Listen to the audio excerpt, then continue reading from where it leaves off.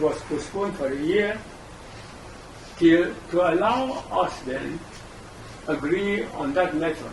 So we went home using the answer that my friend had given and following my own position. We were able to come to an agreement, and each time we met and agreed on a point, we put it in a communique. Then at the end of that year, 1960, these communiques were compiled in a book. We presented them, signed together, and presented to the United Nations, and they were compiled in a small booklet. That booklet we consider to be the crux of everything that should bring us together. That very pamphlet, we use it to campaign for the plebiscite, and then we use it to educate our people for the plebiscite, and our people understood that as an autonomous state within the Federation of Nigeria, which we had spent another 40 years there, it was necessary for us to leave Nigeria and then compare ourselves in the independence, even though we were not going to be given a separate independence. We were going to enjoy the same independence with our brothers on the other side, and so they voted massively.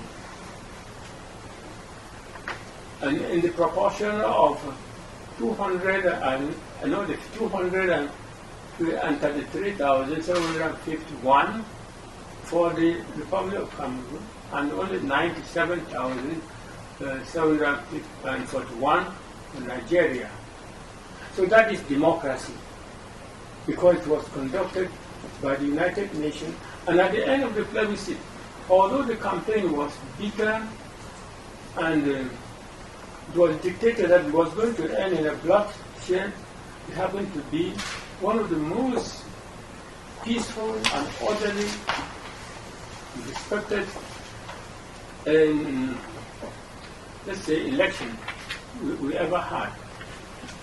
And relying on that, we thought that the United Nations will now see what democracy was and what order was, and that the people of Southern Cameroon were people of order, able to obey the authority of the Prime Minister, myself, in the way of directing them.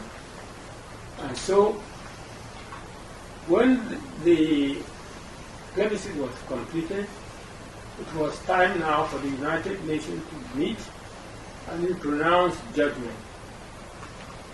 In pronouncing judgment, they fixed a date for the unification and the federal system on equal basis. That was against the very first pronouncement. We, in our community, said that if the plebiscite was won in favor of joining the Republic of Cameroon, it should not be immediate, but gradual. Now, if the word gradual, in order to be able to adjust to the upbringing of each other, predominate most of the things we do. Now, the United Nations, by imposing a deadline, had ignored the fact that we were to adjust to each other. And ignoring our joint communique, they also, I was told, ordered the British trusteeship to terminate earlier. And so, before we pronounce a date to meet, the British have already taken an excuse not to be in that meeting. And so we rely on, if the British administrative authority would not be there, at least the United Nations would be there to terminate the trusteeship and grant us the independence by joining the Republic of Cameroon. And so on that day we met. Fortunately, they did not appear. And after 4 days, we produced a draft constitution, which, I must say, contains everything that the Southern Cameroon had added to what was contained in it. And at the closure, as usual, with all the Anglophone, whatever we hold a meeting, especially a meeting for constitution, we often return to read and sign it. But when in the same August, that is after July, I usually promised that we were coming back to fix the date. We were coming back in August to read and sign. In August, as I was the Prime Minister of the Southern Cameroon, we were dealing only with an interim federal government or an interim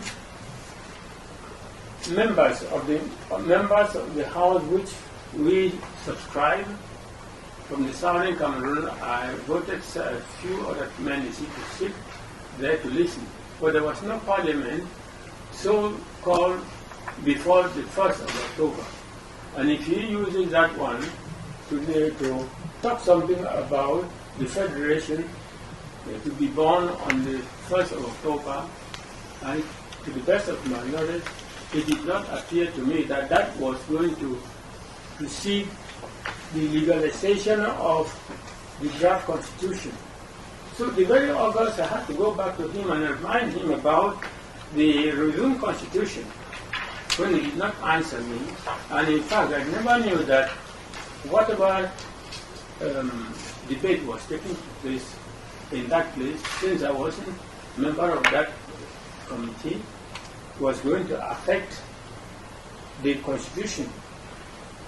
So in September, I reminded him, but fortunately on 1st of October, I used the draft to declare federation and unification. Well, as yet, we had not met. By then, he had given us the draft too. The draft more or less represents most of the things that we have said. But since we did not need to correct, we had to wait on. And then in 1964, I had to lead a delegation of my party. My party was still existing, to demand the resumption of the Constitution completely, because we did not finish and must come back. So there things went wrong, and by the 64 he had already made up his mind, scattered the already more or less got into the main cadre of the KNDPA and tried to scatter all and made some other laws, which would make him the supreme president. And so things went wrong. And by 1972, I had already finished my term of an interim vice president, according to the draft constitution. And so it consolidated and things went on. Well, remember that... Can I ask you to just wind up 2 minutes, please? All right. So that we can proceed to... You want to ask me a question? No, if you can wind up and then... Give your question, I'm going to answer them. We want you to understand that you cannot be talking about how we did things without knowing that there was only one pamphlet which you should have understood. And that's what I want to tell you, that if you are going to understand the history of unification and how it went, you must refer to that. to the two alternatives. Now that things have gone bad, and we have suffered for it, and nothing remains in the Southern Cameroon. I told you that when we are living and talking of democracy, we talk further of freedom. Now, independence also is not freedom. The United Nations asked us to become independent and ignored our freedom. Now we've lost that freedom, and we are coming back to the United Nations, and then to ask that you impose certain method of termination of your trusteeship on us, and you fail to appear at the time that you were terminated. Now we have completed your own term and found ourselves not able to continue. Now it is your turn now. It is now our turn to do it in the way we had presented. We had stuck to subsection B of Article 76 of the United Nations Charter, which binds the United Nations to terminate the trusteeship agreement in accordance to the wishes of the people. There the United Nations, you terminate it against the wishes of the Southern Cameroon. There we want to see why they did not come, and if they took any decision not to come, I was not there. We simply found them not there, the British not there. We understood that the British were annoyed because we had inserted the word that the federal government of Cameroon would not be a part of the British Commonwealth or a part of the French Commonwealth. There we stood. But in saying that, we did not say that the British should leave Southern Cameroon and the French should leave Southern Cameroon. The French were already firmly established there, and so this is our complication. We have can I ask you to? Yes, keep the question and let's finish. Yes, but let me just end now. Okay. What we want all the authority to understand that now that the Republic of Cameroon has refused to hear a word about federation, and we also have refused to hear the word of a unitary form of government, a deadlock has arisen, and it is one which must not be allowed to be implemented on the side of the people of Cameroon, because their own way of implementing their own decision will cause bloodshed. Now, we of the Southern Cameroon have suffered much bloodshed. Under the British rule for 40-something years, not one policeman killed a person, and no one civilian had quarreled with a policeman. We want to get back to that state as the foundation of our freedom and independence. We want the United Nations now to use its authority to implement, now to see its failure. This is what we are in for. Okay. And somebody wants to assist us, let them not talk about internal difficulty. We are not internally united. The United Nations and the trusteeship agreement has not been terminated. We wanted for them to come and terminate by giving us the terminating money. Thank you. Thank you very much. Dr. Moons, who gave you a very broad and macroscopic history. I think Dr. Foncha is giving you the microscopic, detailed, and personal one-on-one history of what has happened in Cameroon in the past years. I'd like to ask Honorable S. Nuna to say a few words in summary, and then we can have some questions from the audience. Chairman, ladies and gentlemen, I want to be very frank here that on coming out from Cameroon, I did not intend to lecture scholars, students, but it has come about that you are eager to learn. And unfortunately, we cannot educate you about the affairs of Cameroon within a few hours.